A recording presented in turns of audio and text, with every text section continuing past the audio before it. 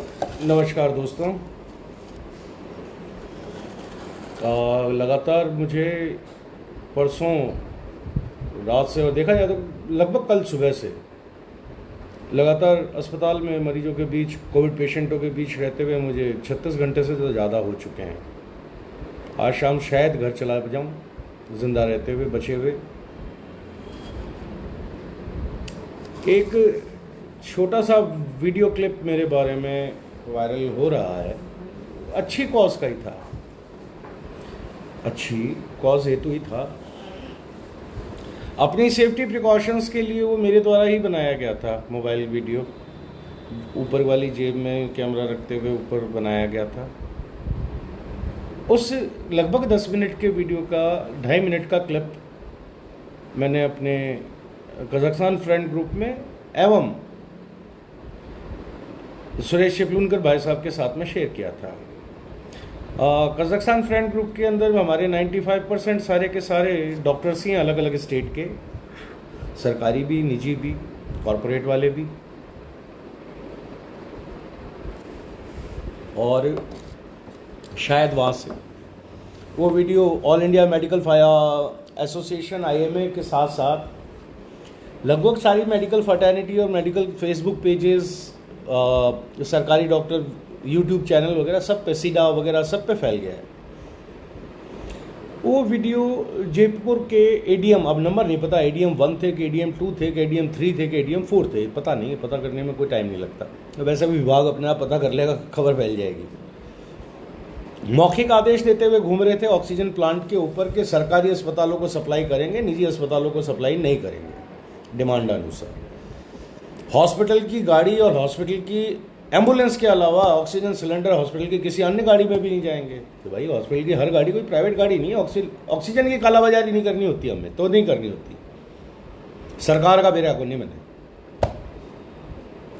तो उस मसले पे जब पता लगा कि साहब ऑक्सीजन सप्लाई अस्पतालों की रोक दी गई है,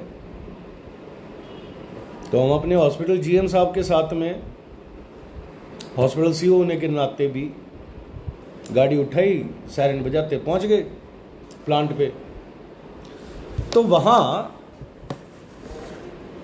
जस्ट ग्रेजुएट फूल्स, BA BCom पास, उन लोगों ने ड्रग इंस्पेक्टर या सब इंस्पेक्टर जो ड्रग डिपार्टमेंट की है उन्हें बैठा रखा है कि कोई ऑक्सीजन सिलेंडर रिलीज ना हो पाए प्राइवेट में। तो पहले तो अपन मैडम पे चढ़ा गए भाई इस चीज़ को लेकर कि साहब आपके दवाइयाँ आप उपलब्ध नहीं करा पा रहे हो, उनकी कालाबाजारी हो रही है, तो आप यहाँ बैठ के ऑक्सीजन की सप्लाई देखोगे क्या? या आपका काम ड्रग्स की सप्लाई देखना और उसकी कालाबाजारी रोकना है? वो क्लिप अभी मैंने वायरल नहीं की है। दूसरा, ऑक्सीजन प्लांट सप्लायर तो बहुत आराम से ऑक्सीजन देने को तैयार है, लेकिन मौखिक आदेश कलेक्टर साहब के, ADM साहब के, ये मरीजों को ऑक्सीजन सप्लाई देने से रोक रहे हैं। अब कलेक्टर बेचारे की अपनी हिम्मत तो हो नहीं सकती, उसको भी ऊपर से आदेश मिले होंगे, और ऊपर से आदेश देने की औकात राजस्थान के हर राज्य में 2 या 3 जनों की होती है। एक तो मंत्री साहब की, एक मुख्यमंत्री साहब की और एक चिकित्सा मंत्री साहब की, इसके अलावा किसी की नहीं होती। तो कल ऑक्सीजन सप्लाई अपने यहाँ के मरीजों के लिए 30 से ज़्यादा पेशेंट थे, तो उनके लिए ऑक्सीजन सप्लाई निर्बाध कराने के पीछे मेरा तो तात्पर्य ये था कि मैं व्यापक नरसंहार के पाप से ADM साहब को बचा लूँ। तो मैं तो सक्सेसफुल हो गया, कोई मरीज मेरा मर नहीं पाया बिना ऑक्सीजन या ऑक्सीजन की कमी से भर्ती के पश्चात। नहीं तो अस्पताल में ऑक्सीजन खत्म, निजी अस्पताल ऑक्सीजन देने में असफल, प्राइवेट अस्पताल ऑक्सीजन देने में असफल, माइक पकड़ के भौंकने लग जाते लोग, है ना जी।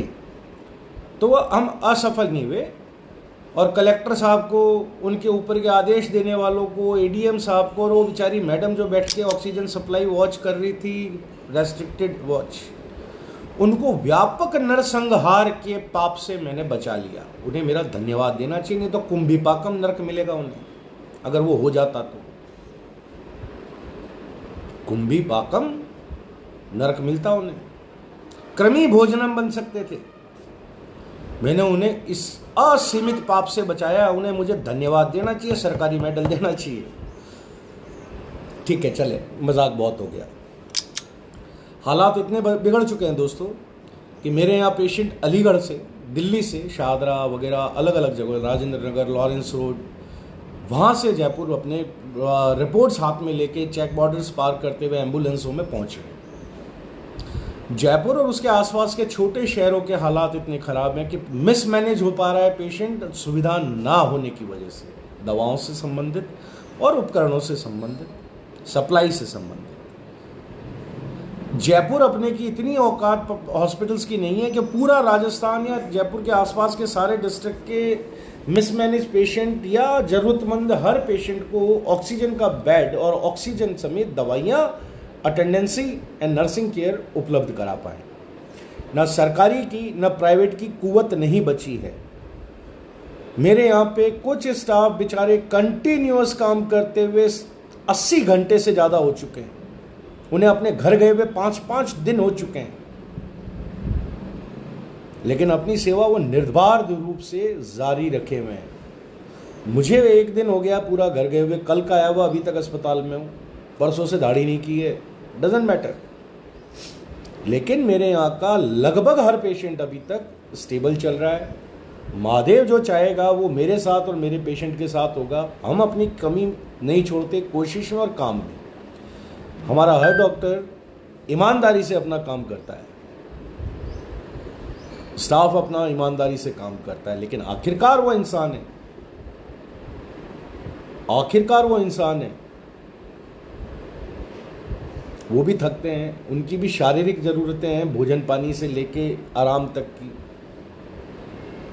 प्राइवेट अस्पताल में आने के पश्चात या किसी भी अस्पताल में जाने के पश्चात मरीज और अटेंडेंट की वीआईपी अटेंडेंसी की सेवाओं को और ज़रूरतों को पूरा करने में आज की डेट में हर कोई असमर्थ है, मैन पावर एक्सेस वाला भी और मैन पावर लेस वाला भी। रह गई बात कि संक्रमण कैसे फैलता है, तो उसका भी बता देता हूँ। हर अटेंडेंट अपने मरीज को देखना चाहता है, उससे मिलना चाहता है, चाचा आया है, बुआ आया है, वो आया है, दादा दादी फलाना ढीमका पड़ोसी ये पूछ रहे हैं, मिलना चाहते हैं, खाना लाएं, ये होता है। इस तरीके से वो पॉजिटिव के पास जा जाके नेगेटिव से पॉजिटिव हो जाते हैं, फिर वो आगे सुपर स्प्रेडर बनते हैं। मेरा अगला बिस्तरा उनके लिए खाली है, कोई दिक्कत नहीं। ये मैं माल होना चाहिए तुम्हारे पास अपनी दवा दारू के लिए, बिस्तरा तो मैं फ्री भी दे दूं। लेकिन किस तरीके से कोरोना फैलता है वो एक छोटा सा एग्जाम्पल मैं आपके समक्ष रख पाया हूं।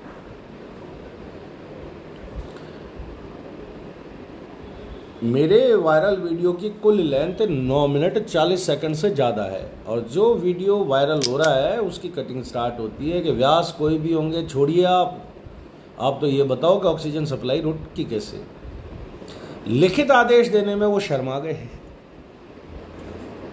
एक एडीएम स्तर के व्यक्ति के प्रश्न जो थे वो ये थे कि आप ही हरिश्चंद्र हो, आप सच्चाई के देवता हो, आपको बात करनी है तो कलेक्ट्री आ जाओ। हम तो आ जाएंगे साहब कलेक्ट्री, फिर आप कलेक्ट्री से अस्पताल आ जाओ, जरा मरीज संभाल लो।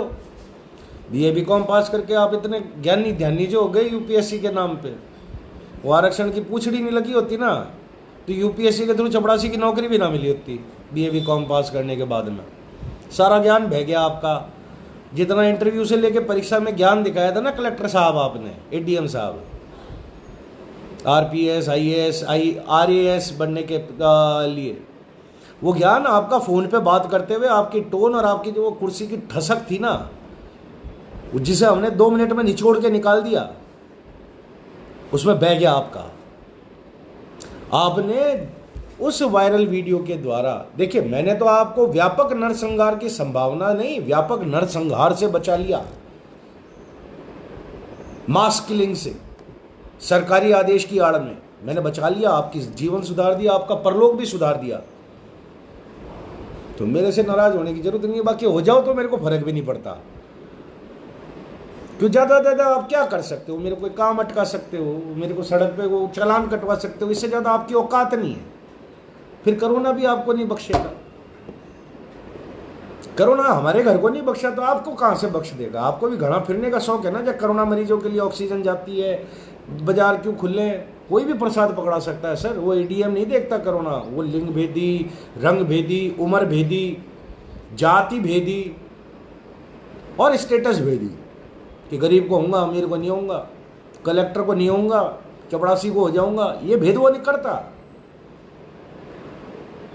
बहुत सेकुलर है कोरोना भैया, उसकी चपेट में आ गए ना तो सारी हैकड़ी निकल जाएगी, कलेक्ट्री कुछ नहीं कर पाएगी, ना मंत्री पद कर पाएगा, ना सांसद ही कर पाएगी, ना विधायकी कर पाएगी। करेगा वही वो 988 788 रुपये का रेमडेसिविर, जिसके लिए मारे मारे फिरोगे, जुगाड़ लगाओगे, फिर से अपने लिए दबाव डलवाओगे, है ना? करेगा वही। और लगाएगा कौन? वो यूपीएससी पास कि मेन क्लियर हो गया, इंटरव्यू की जरूरत है, तुम भिख मंगे, तुम ये तुम वे, फिर कोर्ट में जमानत नहीं होती ऐसो की, है ना? वो लगाएंगे क्या? नहीं लगाएगा अस्पताल और चिकित्सा कर्मी, क्यों घर पे नहीं ले सकते? आप ही के आदेश है, बीए बीकॉम पास अपने जज साहब के आदेश है। घर पे इलाज में प्रयुक्त नहीं होगा, अस्पताल में गंभीर मरीज के लिए ही प्रयुक्त होगा रेमडेसिविर, है जी। लगाओगे का? सब कुछ गवर्नमेंट के आरयूएचएस में थोड़ी हो जा। आप में से कितने नेता संतरी मंत्री आरयूएचएस जाके इलाज करा लिए अपने कोरोना संक्रमित होने के बाद? सब भागते तो मेदांता मैक्स फोर्टिस ईएससीसी हो और जनता को अपनी सुविधाओं के ढिंढोरे पीट रहे होते हो। शर्म आनी चाहिए आप लोगों को। आप थाली में छेद कर रहे हैं, जिस थाली में खा रहे हैं उस थाली में आप छेद कर रहे हैं। वो थाली है जनता की थाली, वो थाली आपके स्वास्थ्य कर्मियों की थाली, जिसमें आप अपनी लंबी जबान और ओछी सोच के चलते हुए छेद कर रहे हैं। आप भरोसा तोड़ रहे हैं अपने तानाशाही और ऑटोक्रेटिक आदेशों के चलते और व्यवहार के चलते। बिकेम है, नॉट बिकम है आईएएस और UPSC RPSC cleared. You didn't make yourself as a god.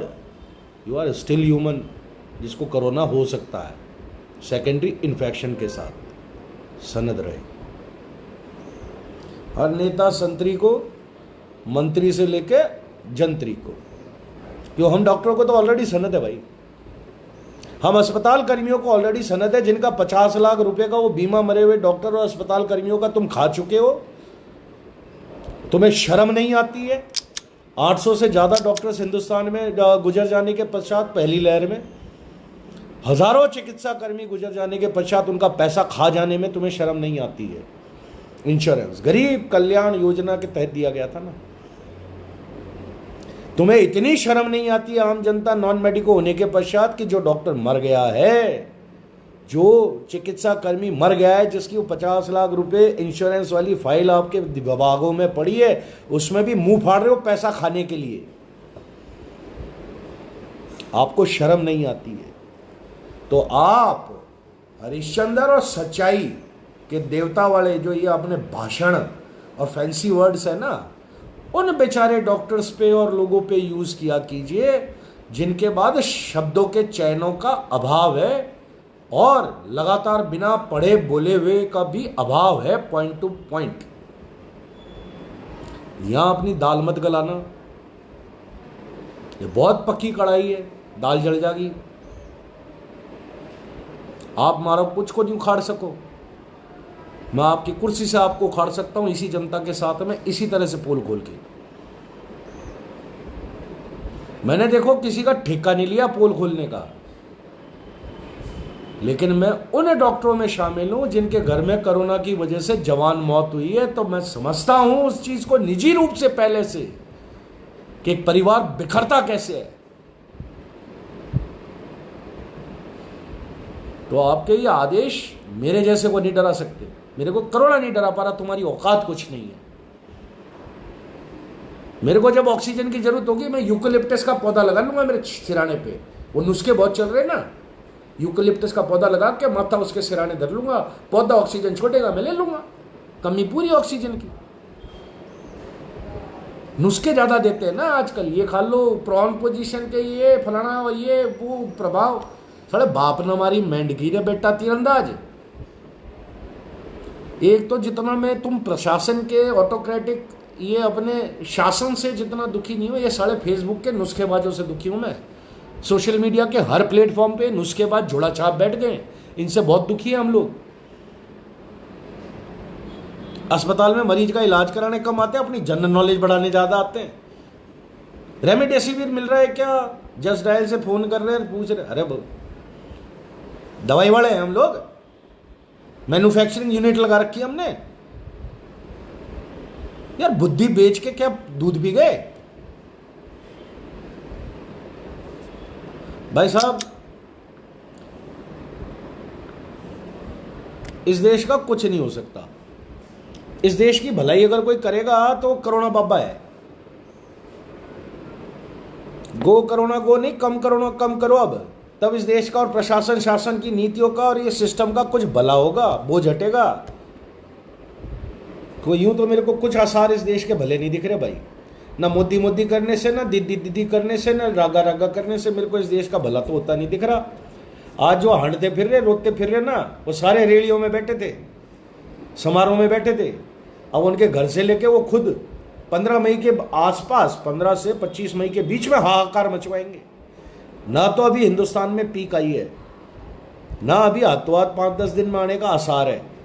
Peak के लिए आप मई मध्य के माह से लेके जून अंत तक तैयार रहेगा, तब पीक वाली श्रेणी की स्पाइक शुरू होंगी, और कब तक वो ऊपर जाएंगी उसका अंदाजा लगाना मुश्किल है सबके लिए। रघुराज सिंह जी तोमर, आपके लिए, आपके मामले में जो परेशानी पेश आ रही है ना सर, वो पोस्ट कोरोना सिंड्रोम है, जिसके लिए आप एक अच्छे पल्मोनोलॉजिस्ट, चेस्ट फिजिशियन के अंडर ट्रीटमेंट रहते हुए अपना होम ट्रीटमेंट आराम से करवाएं। नेगेटिव होने के पश्चात आप नेगेटिव हो गए हैं, लेकिन आपके पोस्ट कोरोना सिंड्रोम पनप रहा है। लगता है कहीं ना कहीं आप द्वारा लापरवाही बरती गई है नेगेटिव होके डिस्चार्ज होने के पश्चात। Post corona syndrome, post corona side effect या जो कुछ भी आप उन्हें नाम दे लें, वो कोरोना नेगेटिव होने के 6 माह पश्चात भी सामने किसी भी नए प्रकार से आ सकते हैं, और आप में कोरोना रिलैप्स के रूप में भी आ सकते हैं। तो समझने की कोशिश कीजिए। कहने को देखिए, आम जनता लोग, मेरे मित्रों लोग मेरे पास में बहुत कुछ है, जो आप वैक्सीन का भसड़ मचा रखे हैं कि वैक्सीन वैक्सीन वैक्सीन, और वैक्सीन खराब कैसे हो गई, वैक्सीन ऐसे कैसे हो गई। तो साहब आपकी बुद्धि पे पत्थर पड़े हुए हैं। जो मेरे से जुड़े हुए लोग हैं उनकी बुद्धि पे पत्थर शायद जन्मजात पड़े हुए हैं। जब वैक्सीन का प्रोपोगंडा पिछली लहर में शुरू हुआ था, जब बनी भी नहीं थी, तब भी मैं कह रहा था कि भारत में सप्लाई चेन नहीं है जो -20 डिग्री से -70 डिग्री को मेंटेन कर सके। सरकार पे सुविधा है ही नहीं, प्राइवेट सेक्टर पे वो सुविधा है ही नहीं। तब डाक विभाग भेजेगा साहब वैक्सीन पार्सलों में, डाक विभाग सप्लाई देगा। आप लोगों ने तालियां बजवानी थी, और फोकट में मिल रही थी वैक्सीन, तो फोकट का चंदन घिसवाई नंदन। फोकट में तो गू वरक लगा के दे दो आपको, तो खा जाओगे, बिना वरक के खा जाओगे आप, तो क्यों फोकट में मिल रहा है भाई। युवा वर्ग को अगर फ्री में वैक्सीन नहीं मिले तो युवा वर्ग गुस्सा होकर आंदोलन करेगा केंद्र सरकार के खिलाफ। ये तो हमारा मुख्यमंत्री बताता है बेचारा। तो युवा वर्ग तो है ही मुफ्तखोर है। आज जस्ट ग्रेजुएट बाबू लोग जो BCMM ऑफिस, CMHO ऑफिस वगैरह में बैठे हुए हैं, डॉक्टरों के अलावा, जिन्हें वैक्सीन इंग्लिश में और हिंदी में लिखना नहीं आएगा,